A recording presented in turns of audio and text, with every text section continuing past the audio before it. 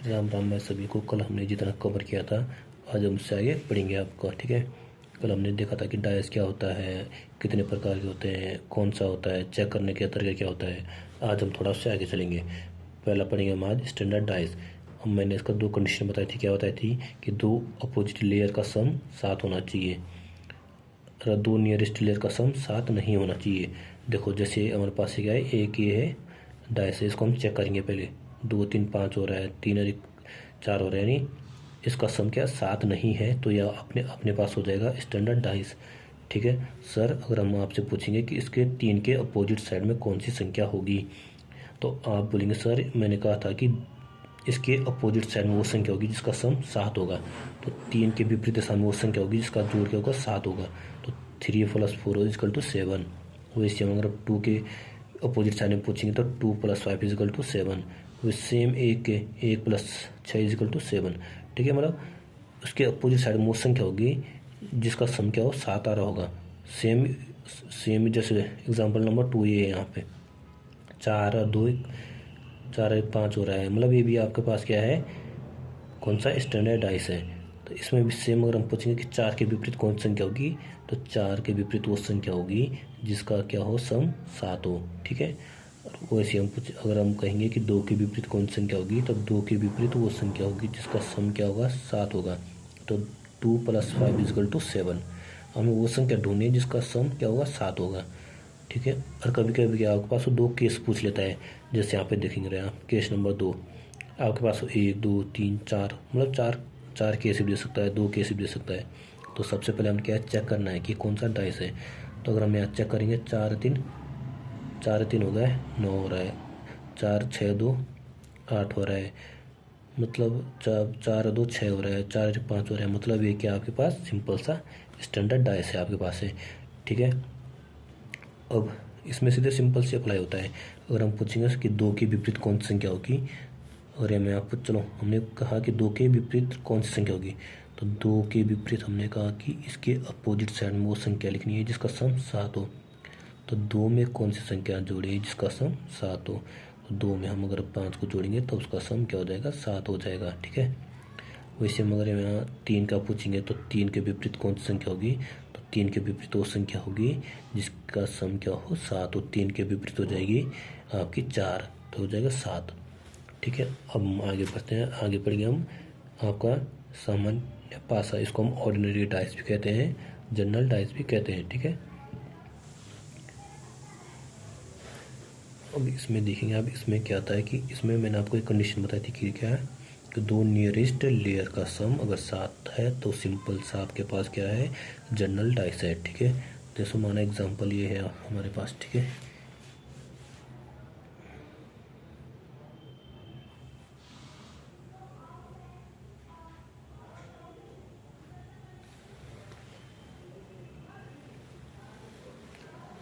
इसको हम common method से हल करते हैं। ठीक है, इसको याद रखना, कॉमन मेथड से इसको सॉल्व करते हैं। देखो अगर माना कभी आपके पास क्या है दो डाइस दिए हुए हैं, एक उसमें जर्नल है और एक उसमें क्या है स्टैंडर्ड डाइस है, तो उसको हमेशा जनरल डाइस से सॉल्व किया जाता है। ठीक है, उसमें कंफ्यूज मत होना कभी। माना यहाँ पे है 4 है, यहाँ पे 3 है, यहाँ पे 2 है, ये आपके पास एक डाइस दिया हुआ है।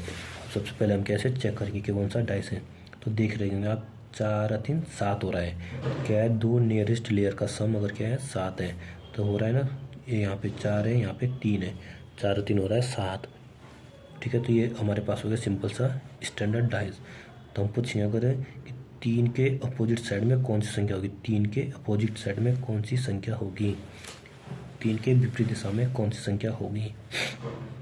तो सिंपल सा आपने क्या करना है, सबसे पहले देखना है कि 3 के अपोजिट साइड में देखो इसमें क्या होते हैं 6 होते हैं। सिंपल सा 1 2 3 4 5 6। तो सिंपल सा आपने देखोगा पास में क्या होते हैं 6 अंक होते हैं, 1 2 3 4 5। अब हमें 3 के लिए पूछना हो, तो देखो 4 और 2 तो इसके बगल में आ गए, 4 और 2 इसके बगल में आ गए, तो ये तो हो नहीं सकते। तो बच्चे कौन 1 5 6। तो सर आप कहेंगे कि इसमें केवल क्या है 3 के अपोजिट साइड में वो इनमें से कोई एक संख्या हो सकती है। इनमें से, ठीक है। अब मानो, अब इसमें हम केस 2 के लिए पढ़ते हैं, ठीक है।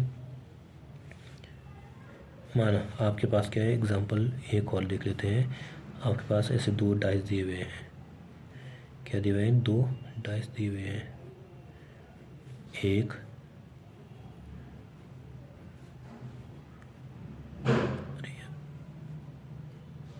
2, ठीक है। क्या दिया आपके पास, 2,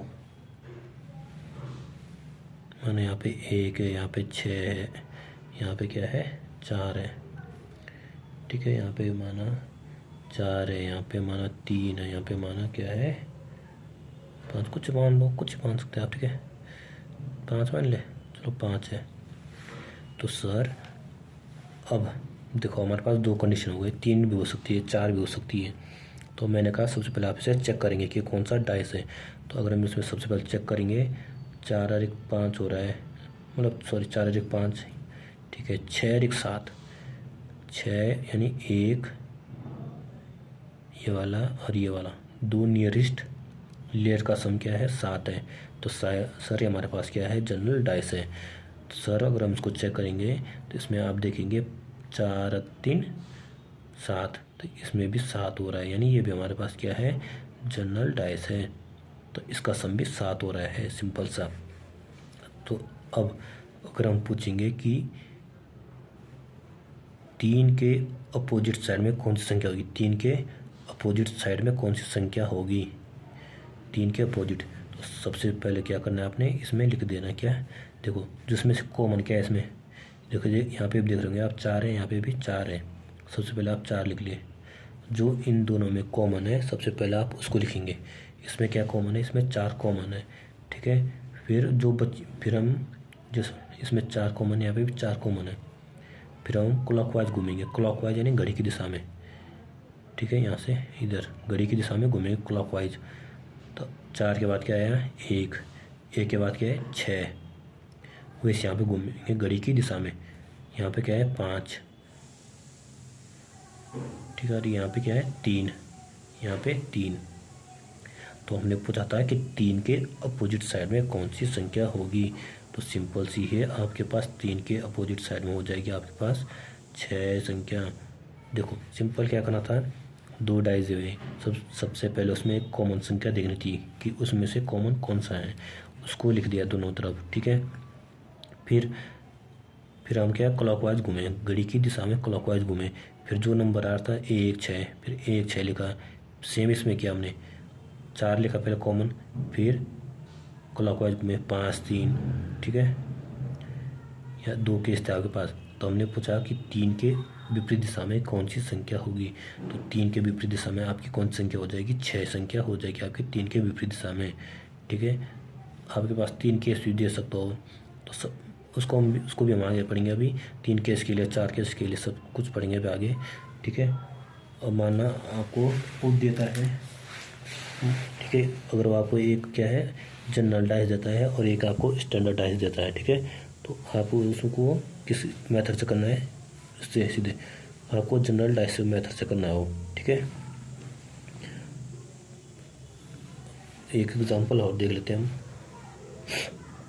माना एग्जांपल, ठीक है। ये एक डाइस है, क्या है, एक ये है,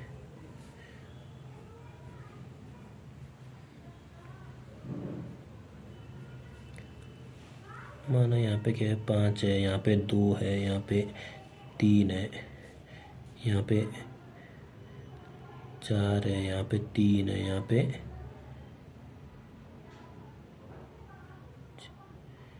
पे 1 है, ठीक है। तो मैंने कहा था कि सबसे पहले आपको चेक करना है, क्या चेक करना है कि कौन से डाइस है।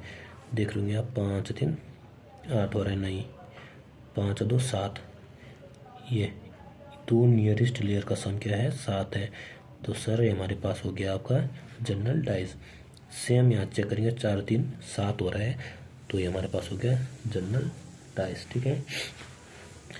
अगर हम पूछेंगे केस फर्स्ट, केस सेकंड, कि एक के विपरीत कौन सी संख्या होगी, एक के विपरीत कौन सी संख्या हो आएगी।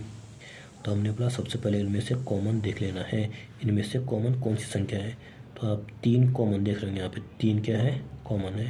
सबसे पहले हम 3 को लिखेंगे, 3 को लिखेंगे, ठीक है। अब हम क्या, मैंने कहा था कि आप क्लॉकवाइज घूमेंगे, कौन सी दिशा में, क्लॉकवाइज।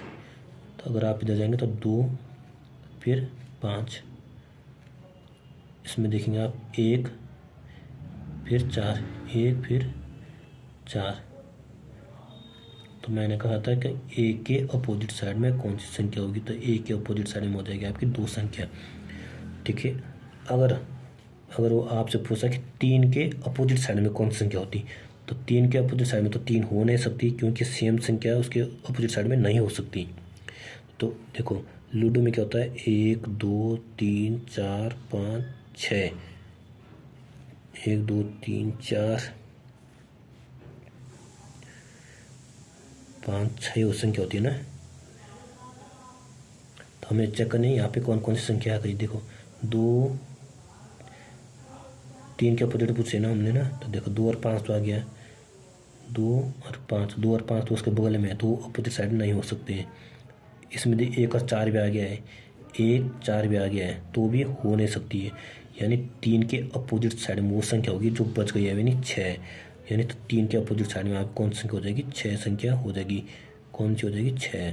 क्योंकि देखो और संख्या तो यहाँ आ चुकी है, देखो 5 भी आ गया, 2 भी आ गया, 3 भी आ गया, 4 भी आ गया, 1 भी आ गया, ठीक है। हमारे पास क्या नहीं आया, 6 संख्या नहीं आई। तो 3 के अपोजिट साइड में जो बची हुई संख्या है वो आ जाएगी, सिंपल सी बात है, ठीक है।